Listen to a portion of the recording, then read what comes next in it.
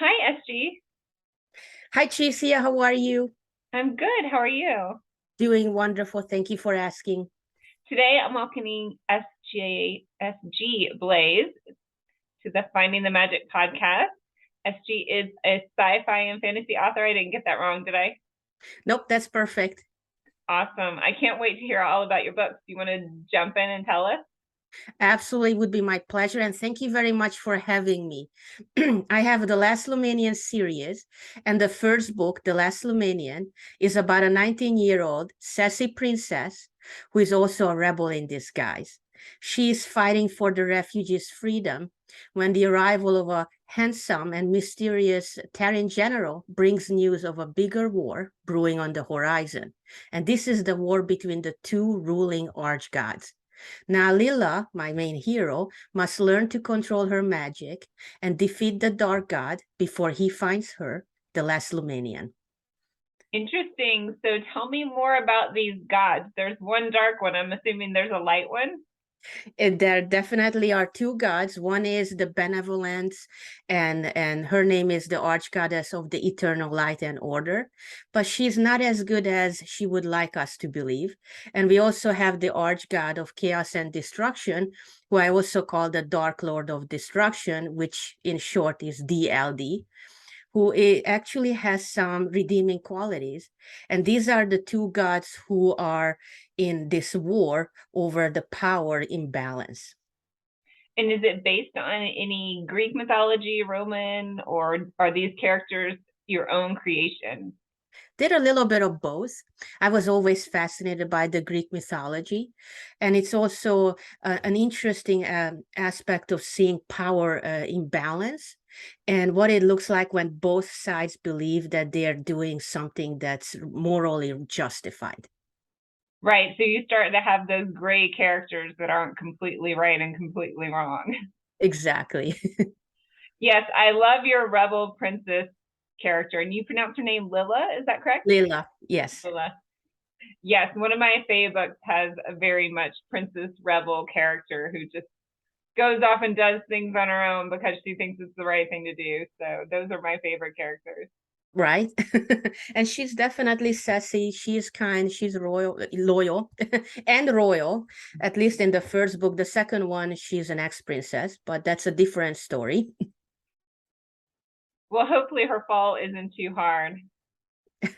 It's a coming of age story. So she's definitely finding what's her true purpose in life and looking at what it means to figure out what you want to do when you have all kinds of influences and pressure from different sides.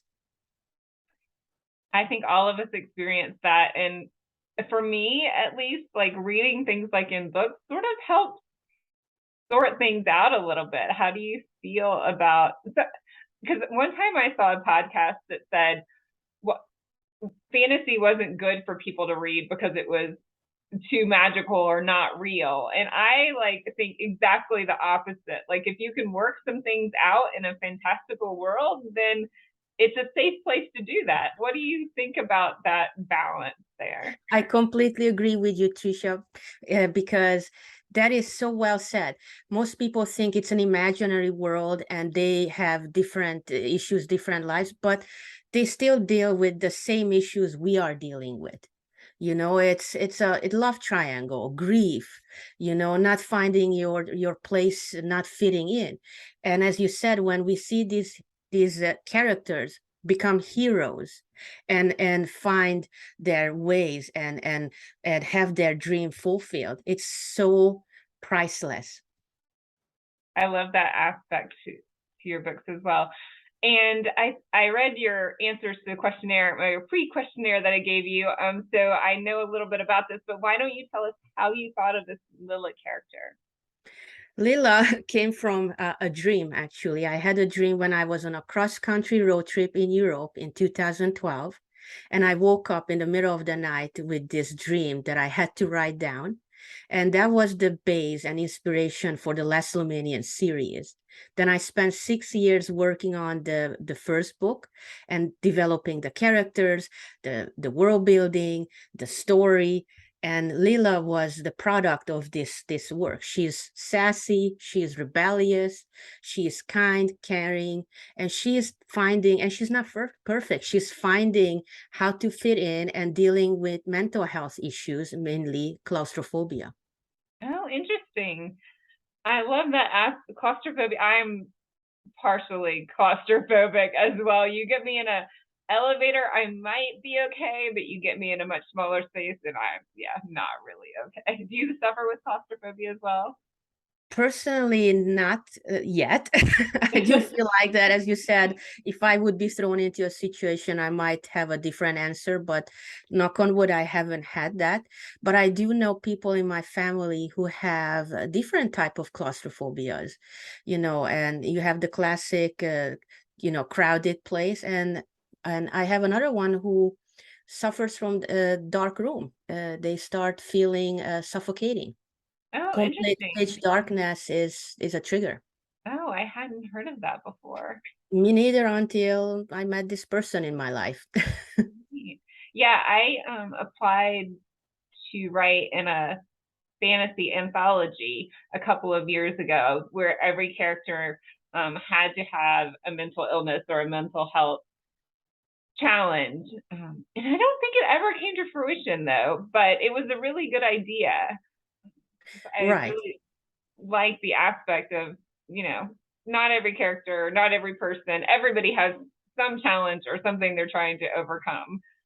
Absolutely. And claustrophobia is also a form of anxiety or panic attack, right?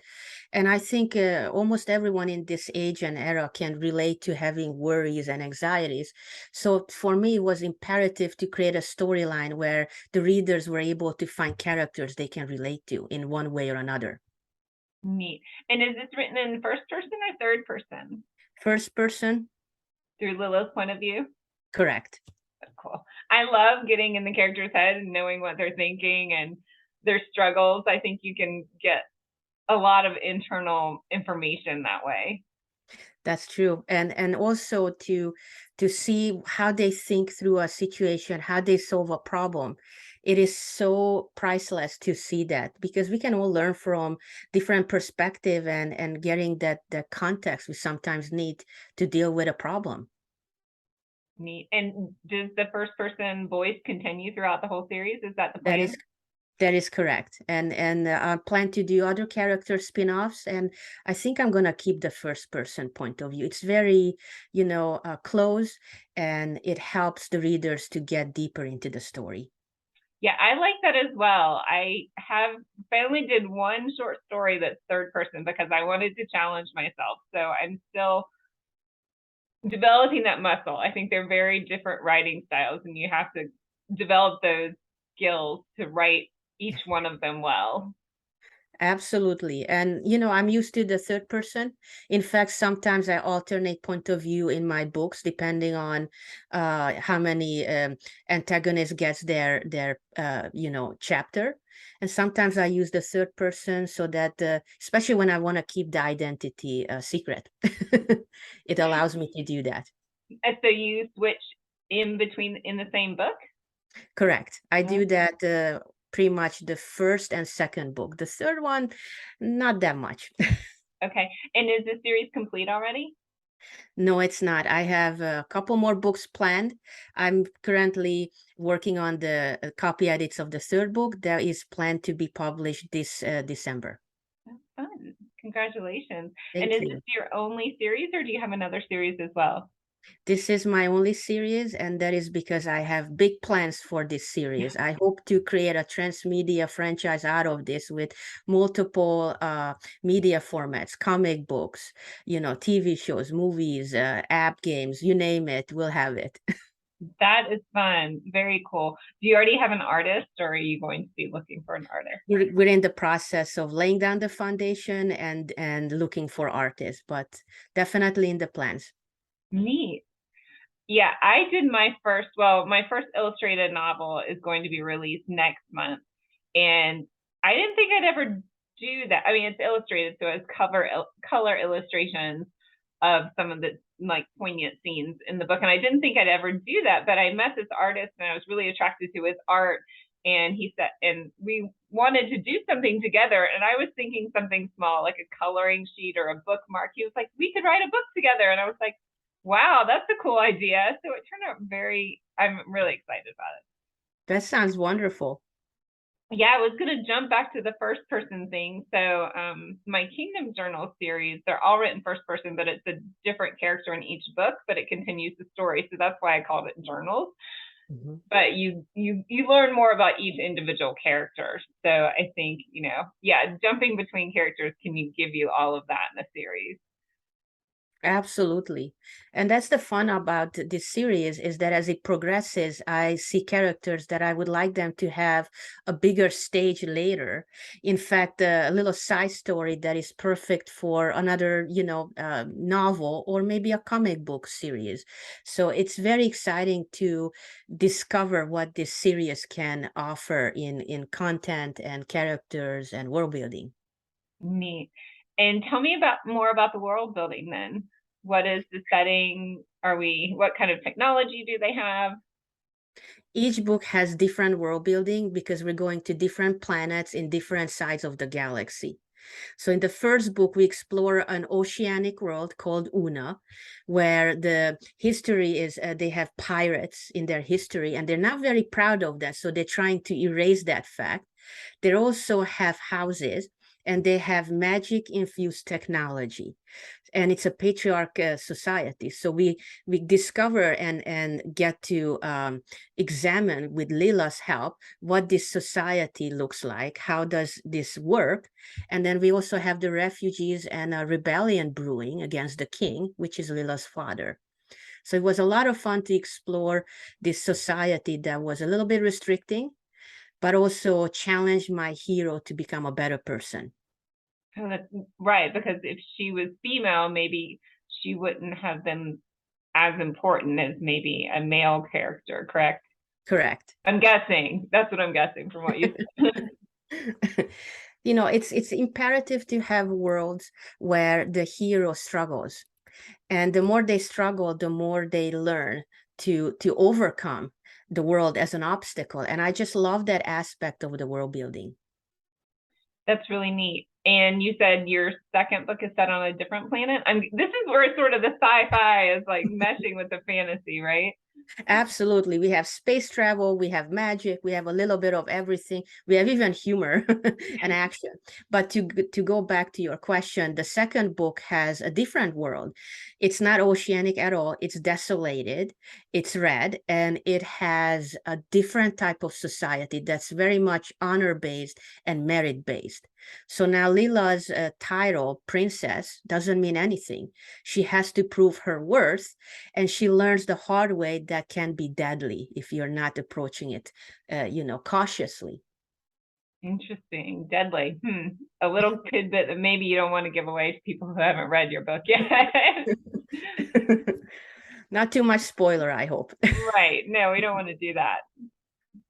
One of my favorite questions to ask authors is what you want your readers to experience when they're reading your books or in your world. I would love my readers to experience a much needed escape from reality and being captivated by the storyline, and to come away with the message that they don't have to be perfect to be a hero. I love that message. Thank you. And growing up, I was always like, I was the first kid. So, typical first kid, I grew up thinking I had to check all the right boxes. And I'm not sure it wasn't the best outlook mentally, I have to say. Right. How many books do you write a year? How fast can you publish these? I aim for one book a year. I'm not brave enough to tackle two just yet, because the developing process for me takes about 3 to 4 months on notes, and about 4 to 6 months on editing, and then about a month of writing.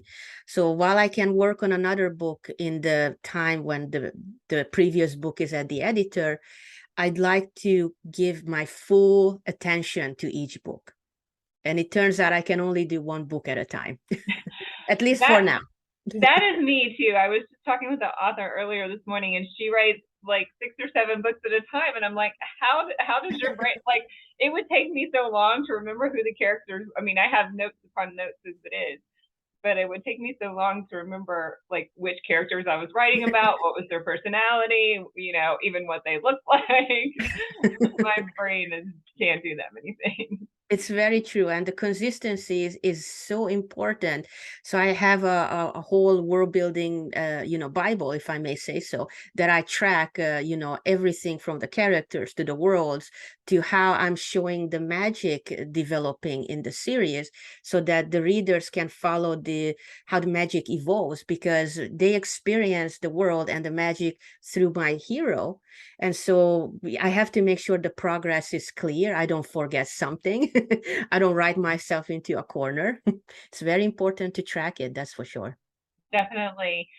And did you always see, well, you said you had this dream and this series came out of a dream. Did you see yourself writing a 3, 4, 5 book series at that time? It's very interesting. When the dream happened, and I started to write it down, and I was jet lagged, and it was dark. Didn't even dare to turn on the light, so I just had my phone giving off that yellowish light, right? So I'm writing the story idea, and suddenly I have another one for the next book. I have another one for the third book, and that was the initial idea. But I just had a dream recently, a couple months ago, where the dream was a usual fantasy action, sci-fi fantasy action, and I'm kind of seeing it as a movie. And it morphed into me explaining it to my son how I'm going to write this series and how this is the first book, but wait, there is going to be a huge twist in the second book. And I woke up shocked because the last thought was, you better write this down. And that's when I woke up. And I had to do that. So I have another series, a couple others, but this one is a very interesting one because it morphed from the movie into writing it. That is interesting. That was a cool dream. It That sure happened. was. Yeah, that happened to me a couple months ago. Like I woke up in the middle of the night and then I just knew how I was going to end my book. And I don't even know like if I was thinking about my writing while I was asleep or while I was dreaming, but I don't remember having a dream about it. I just woke up and the idea came to me and I was like, that was freaky. Oh, that is surreal and the best feeling ever. Yeah, I think a lot of what we write comes from our dreams. A lot of authors tell me just one idea and then you build a whole world around this one idea. Exactly. And the best part is that, I often put thoughts and, about a scene or a character or something on the back burner, meaning that I'm not actively thinking about it. I don't sit in front of my blank computer, my word screen and trying to force it. I walk away and I do something else. I take a workshop, I do something else. And often it comes through when I'm watching a TV show or I'm having a conversation with someone and the solution pops in. And lately a lot has been happening in my dreams. And it's very interesting phenomenon. It shows how the brain can really figure out the problem without you forcing it. Definitely. Yeah. I think that was interesting that you were explaining it to your son. But yeah, you were actually explaining it to yourself, probably. Exactly. And it was so technical, I like to call it, when I talk about structure and all that, it's a bit technical. Readers don't really want to know about what goes into creating a character, but basically I was telling him the outline, and the big twist and how it's going to be a great series. So that was such an interesting feeling, and then suddenly I knew I was sleeping. Oh, Which was again another surreal thing, because I usually don't realize I'm in the middle of a dream. So it was like all of these things happening, and then I said, you better wake up and write it down. wow. That's like a nested loop of dreams there. Exactly. Maybe I was just in that early morning when you're already kind of waking up naturally, right? So Right. you never know. That always works. So I'm guessing you are more plotted out, know everything before you write it into your manuscript type of person. That is correct. I'm a big fan of plotting, and that's because I tried the other way, the pensing. And it led me to 150 pages of beautiful, cute little story where nothing happens. We will never read those pages. It will never come to the light because they were worse. I call that my draft zero, because that's when I wrote it before I had any idea of what structure, what the writing craft is. And I love having tools in my tool belt that allows me to translate my art onto the pages in the best possible way. So do you use any program for that, or you just use an outline that you create?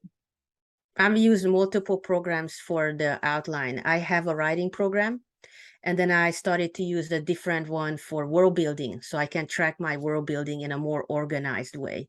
And then when I'm done with the planning, phase, then I move into writing in the Word, and then Oh. I finish it there. Yeah, I can show you my organization system. I would love to see it. You're gonna laugh because here's the notebook. I love it. 3 acts. Here's my map with notes. And I do have a document on my computer with everything in there. So if that something happens to that notebook, if a robber steals it in the night, I do have a character sheet. So I do have backup, but that's when I'm writing, I'm like just jotting down notes and referencing my maps and my character sheets and all that stuff. I absolutely love that. And I have to tell you, I tried the notebook route, and I learned the hard way that my thoughts are way too fast for my handwriting.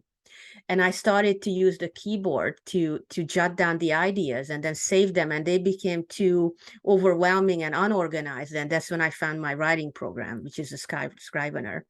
And that allowed me to create the folders and organize it. And now each book gets their own file, which tends to grow up to 400 megabytes each. Wow. Yeah, that's because it has the images, it has the notes, it has previous notes. Don't get me started. But that is super cool. I mean, and all that stuff is something that you might use to create something later, like reader extras or things like that. And especially if you're doing a comic book or graphic novel. Absolutely. Every one of those little notes can be very important later. I just never know now. Very cool. Probably if I hadn't started out a long time ago, I'm a little bit older than you, writing that, and I was more like into the keyboard stuff, I would probably do it more. I have gone that way more little by little, but I probably need to more, because you're right, I can type much faster than I can write. It definitely helps, but I do see the benefits and value of writing it down, especially when you do the little note cards, and have the scenes and organize it. It really does have a place. I often learn that I can't read my own handwriting, which is not a problem when I type it in. Yeah, for one book, I had like my whole plot structure on a big poster board, and then I had little sticky notes that I would put different scenes that I thought of, and I would rearrange them and try to figure out like what went where. So that helped me. For sure. I think the most important aspect of if you're doing planning is to have your own system, and then try to stick to that. And if you can, make sure you can evolve it and progress it. If it works as it is, then don't touch it, don't meddle with it if it works. But it's good to have some form of system that you can rely on. Good tip for those who want to be authors or are writing right now. I hope so. Tell me where we can find you. You can find me on my website, sgblaise.com, where you can see characters, maps, and news. You can find me on Instagram as sgblaise.official. I'm also on Twitter, sgblaise.author. And I would like everyone, if they could sign up and the newsletter, and they get to see more of what's coming next. Awesome. And for those listeners, I will spell Blaise out as Blaise for anyone who's listening. And you can find all the links in the comments as well. Thank you so much for being here. Thank you so much for having me.